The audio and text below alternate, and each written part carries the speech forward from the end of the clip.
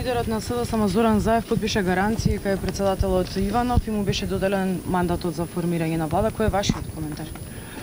Прво, мојот коментар е дека добро е што со здружени напори на граѓаните, кои што секојдневно 70-80 дена протестираа. Напори на ВМРО ДПМН и на нашата пратеничка група. Напори на председателот на државата. Со здружени напори успеавме да дојдеме до ситуација кога Зоран Заев беше принуден, ставен во ќош да потпише еден таков документ, како што никој досега кој што барал мандат од председателот нити имало потреба, нити се помислувало да има потреба да го потпише, но имајќи ги во предвид неговите ставови и ветувања се покажа како неопходно. Така што со потпишувањето се гарантира дека нема во иднина да се наруши унитарноста на државата.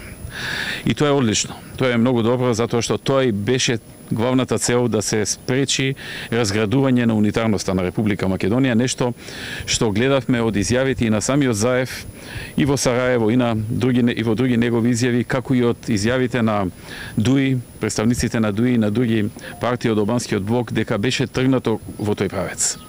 Второ, што е значено да се каже е дека сепак Зоран Заев македонската јавност добро го познава и сите ние знаеме дека претпладне знае да каже едно, попладне друго.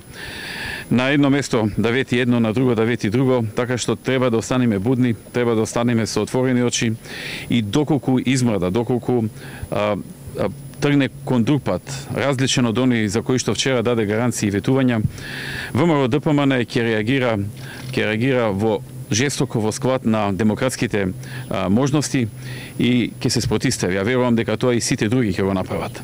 Така што заклучокот е дека е одлично што дојде во ситуација да мора да го потпише ова и да го потпише, да го прочита пред сите граѓани, а исто така важно е да продолжиме да ја следиме ситуацијата за да не дојде до застранување повторно во овој правец. Инаку, што се однесува до ова, мислам дека се што се случуваше можеше и да не се случи во изминатиот период. Ако Зоран Заев преку разни, иако ВМРО ДПМН е победник на изборите, преку разни комбинаторики и преку разни ветувања за остварување на тиранската платформа не ја доведеше земјата и народот во ваква ситуација, немаше многу работи да се случат. Немаше да има потреба од 80-дневни протести. Немаше да има потреба од незаконско, противделовничко, противуставно бирање на председател во Собранието на Македонија. Немаше да има потреба и немаше да се случат, немаше да бидат предизвикани инцидентите што се случија во Собранието. Ќе се избегнеа многу други непријатности доколку тој не прибегнеше кон еден ваков начин или пак доколку ја прифатеше понудата на ВМРО ДПМН со кое што му се даваше можност да ја формира владата, а при тоа да се откаже од спроведување на тиранската платформа. ВМРО ДПМН и понатаму ќе остане будна, ние имаме план.